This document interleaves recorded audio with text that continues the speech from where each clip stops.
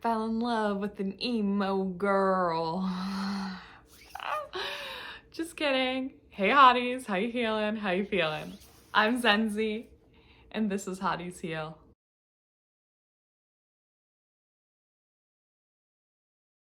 So this video is for anyone who has a fear of judgment, and I'm gonna talk about how you can get over the fear of being seen.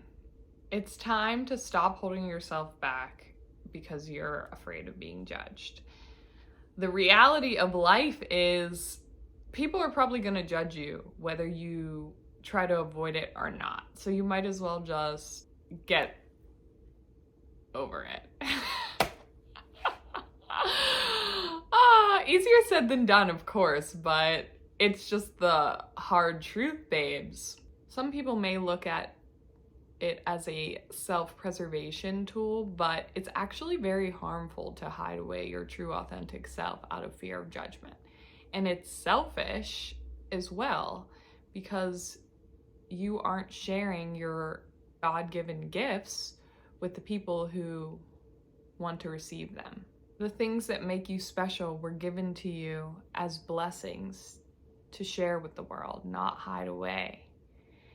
One thing about being special is it's not a common thing. That's why it's special, but it can draw a lot of attention and uncomfortable feelings for people who aren't familiar with it. But being unfamiliar with something doesn't make it bad.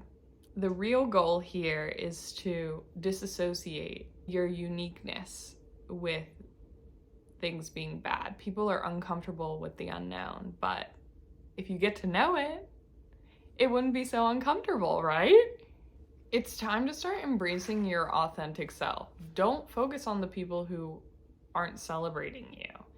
They don't really matter, and they're not your audience. They're not the people who you're meant to have in your life. They're not the people who you're going to be swapping energy with. So what's the point of focusing on them? You first have to see and understand your own value, and then other people will automatically start to see it too. And those who don't matter. Like, you're giving your power away by putting value on someone's opinion who probably wouldn't like you even if you did everything that they asked of you anyway. So stop bending over backwards to be liked by people who wouldn't like you regardless. It's human nature. It's completely natural for not everyone to like everything in this world, and that includes you. You don't like everyone and everything, so why would you be exempt from the opposite? I recently saw a video of a story. I'm not sure if it was real or not, but that's not the point. A father gives his daughter some type of vintage car. It's a little bit worn down at this point. It doesn't look spick and span. It needs some work. And he tells her to take it to 3 different places. He tells her to take it to like a pawn place, and they offer a price that's not that great. And then she comes back and tells him, and he's like, okay, now take it to this place, which is like a used car lot. And they also offer a not that great price.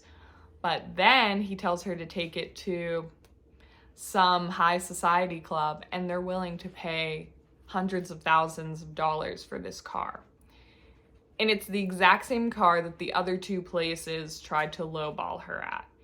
And the point of this experience that he had her go through was to show her that people value different things, and the worth is not dependent on other people. It's up to you to decide what you're willing to accept and then go from there.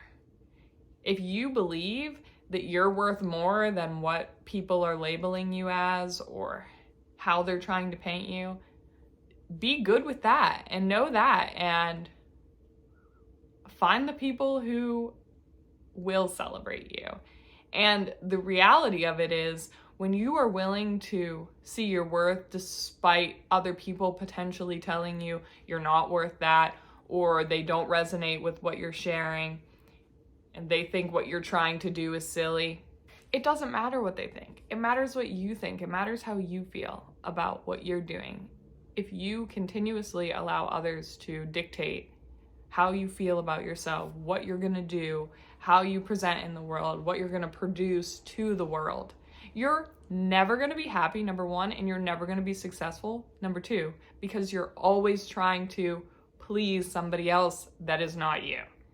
The moment you decide to choose yourself and do the right thing for you, that's when everything works out for you, because you are in a vibration, in a state of knowing that you're good enough, all on your own, all by yourself, and you don't need anyone's opinion. I'm not saying that there aren't going to be people who will speak negatively or prey on your downfall, but they don't matter. And also, fans and haters are in the same playing field. They're both paying a high level of attention to you and sending that your way. So either way, they're thinking about you. So you're doing something right. But I guess I haven't really actually touched on how to get over the fear of being seen. In order to get over it, I think you need to understand that the fear of being seen actually really isn't a fear of being seen at all. Now, stick with me, because you might be like, what do you mean? I'm terrified. Please don't perceive me. And I get that. But that fear actually comes from childhood. Your fear of being seen is actually an unevolved part of yourself from childhood that still associates being seen with getting hurt, whether that is because when you were being seen, you were humiliated, annihilated, persecuted in some way, made to feel shame, whatever.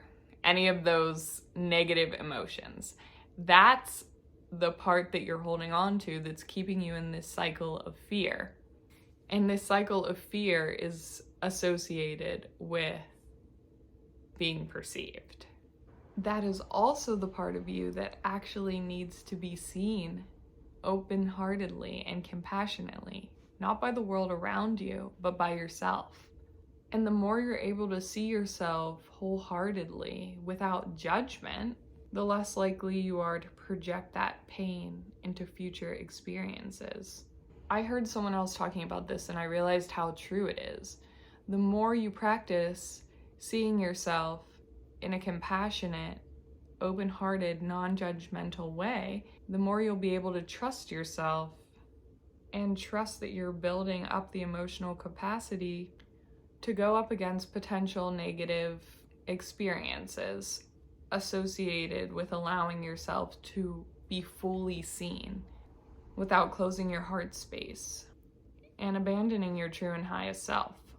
And the more open and receptive you are with this practice with yourself, the easier it will be to unleash this authentic perspective. And you'll start to understand that being seen is an innate, natural part of the human experience.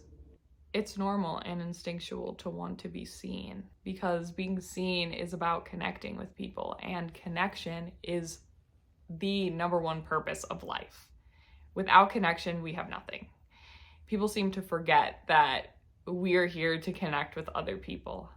And it's become so hard because there's all these distractions and people are placing more value on material things instead of emotional satisfaction. But we are here to connect, and we are here to be seen authentically in our purpose. Don't allow past pain and negative experiences to taint the rest of your life and keep you from expressing your authentic truth, whatever that is for you. It doesn't have to be profound. Don't allow the people who tried to break you or tried to convince you that being your authentic self or receiving unconditional love keep you from connecting with the world at large and with all the amazing people, places, and things that are waiting to connect with you as well. It's quite literally storming, so I'm gonna leave it at that because the noise is just gonna get out of control. But remember that the only opinion that matters about you is your own, and anyone who tries to tell you differently just feels like crap about themselves. And that is not your problem, babe. All right, bye, hotties. See you next time. Love ya. Moo. Look at Moo, guys. Hi,